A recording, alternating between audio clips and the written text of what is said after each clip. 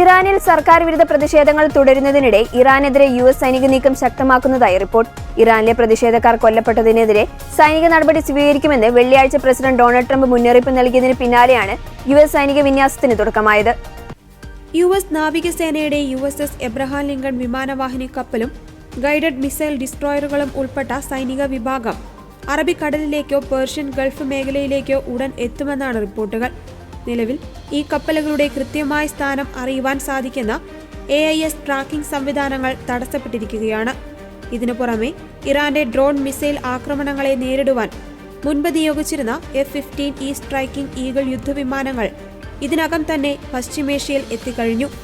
ആകാശത്ത് വെച്ച് ഇന്ധനം നിറയ്ക്കുവാൻ സഹായിക്കുന്ന KC-135 വിമാനങ്ങളും ഇസ്രായേൽ, ഖത്തർ എന്നിവിടങ്ങളിൽ നിന്ന് താഡ് പാട്രിയറ്റ് മിസൈൽ പ്രതിരോധ സംവിധാനങ്ങളും US വിന്യസിച്ചിട്ടുണ്ട്.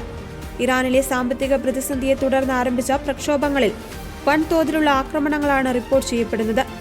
ഔദ്യോഗിക കണക്കുകൾ പ്രകാരം 3217 പേർ കൊല്ലപ്പെട്ടതായാണ് പറയുന്നതെങ്കിലും മരണസംഖ്യ 20,000 കടന്നേക്കാമെന്നാണ് മനുഷ്യാവകാശ സംഘടനകൾ ചൂണ്ടിക്കാണിക്കുന്നത്. ഇറാന്റെ പ്രതിസന്ധി നേരിടുവാൻ പല തലത്തിലുള്ള സൈനിക നടപടികളാണ് US ആസൂത്രണം ചെയ്യുന്നത്.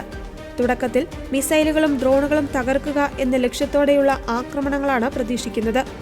സാഹചര്യം വഷളായാൽ ഇറാന്റെ ആണവ നിലയങ്ങളെ നേരിട്ട് ആക്രമിക്കുന്നതും ഭരണകൂടമാറ്റം ലക്ഷ്യമിട്ടിട്ടുള്ള നീക്കങ്ങളും USന്റെ പരിഗണനയിലുണ്ട്. വിമാനവാഹിനി കപ്പലുകളുടെ നീക്കവും ആകാശത്ത് വെച്ച് ഇന്ധനം നിറയ്ക്കുവാനുള്ള സംവിധാനങ്ങൾ ഒരുക്കിയതും വേണ്ടിവന്നാൽ കടുത്ത ആക്രമണത്തിലേക്ക് കടന്നേക്കുമെന്നതിന്റെ സൂചനകളായി വിലയിരുത്തപ്പെടുന്നു. അതിനിടെ ഇറാൻ തിരിച്ചടിക്കുവാനുള്ള ഒരുക്കം നടത്തുന്നതായും അന്താരാഷ്ട്ര മാധ്യമങ്ങൾ റിപ്പോർട്ട് ചെയ്തിട്ടുണ്ട്.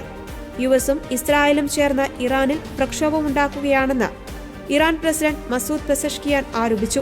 നേരിട്ടുള്ള യുദ്ധത്തിന് ഇറാൻ മുതിരാൻ സാധ്യതയില്ലെങ്കിലും ഹിസ്ബുള്ള, ഹൂതികൾ തുടങ്ങിയ തങ്ങളുടെ സഖ്യകക്ഷികളെ ഉപയോഗിച്ച് പരോക്ഷമായ ആക്രമണങ്ങൾക്ക് ഇറാൻ ശ്രമിച്ചേക്കുമെന്നാണ് സൂചന.